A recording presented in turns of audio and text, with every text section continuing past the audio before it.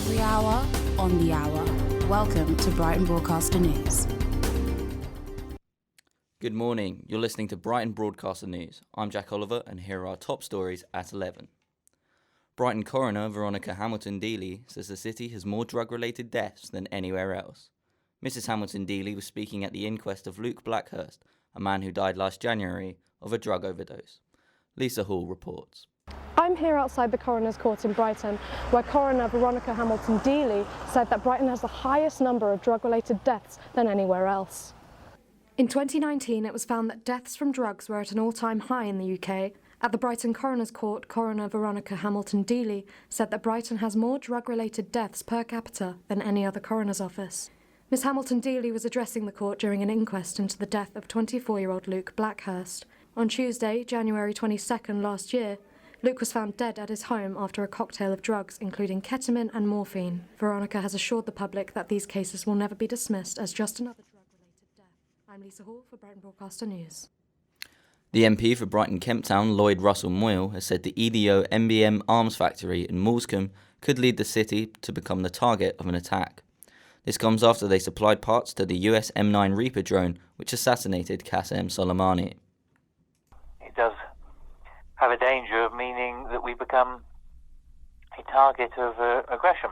Now, I don't think the Iranians are so silly to do that. I think that we've seen actually a very measured response from Iran, haven't we? Brighton and Hove City Council are currently debating the future of shared accommodation in the city. Mariam Shabawali reports. Hove City Council are meeting this evening to decide whether to extend the Article 4 directive to the whole city.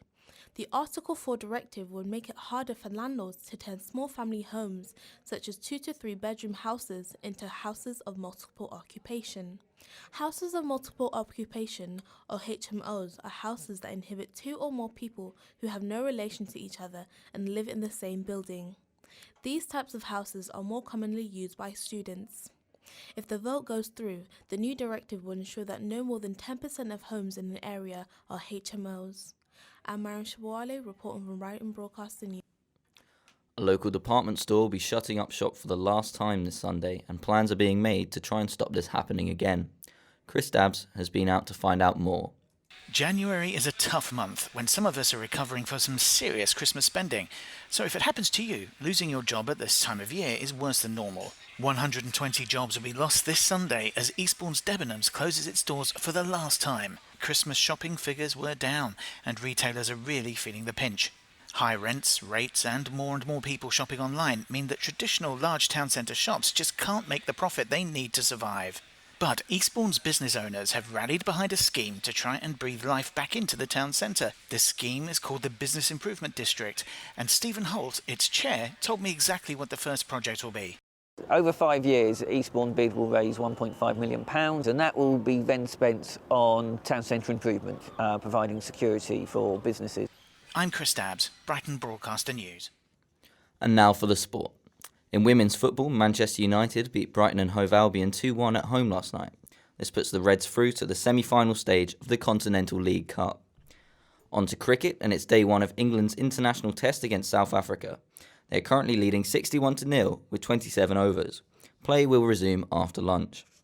And finally, the Australian Open qualifying rounds were interrupted yesterday for Rally for Relief. The charity event was organised to raise money for the Australian bushfires and featured big names including Federer, Williams and Djokovic. So far, they have raised just under $5 million Australian dollars. And now for the weather. This morning is looking warmer than yesterday with a dry and relatively bright start to the day. Over the next couple of hours, we're expecting some clouds moving in from the west with highs of 9 degrees. That's all for now. The time is 11:04. Join us in an hour for the latest. Goodbye. Every hour, on the hour. Welcome to Brighton Broadcaster News.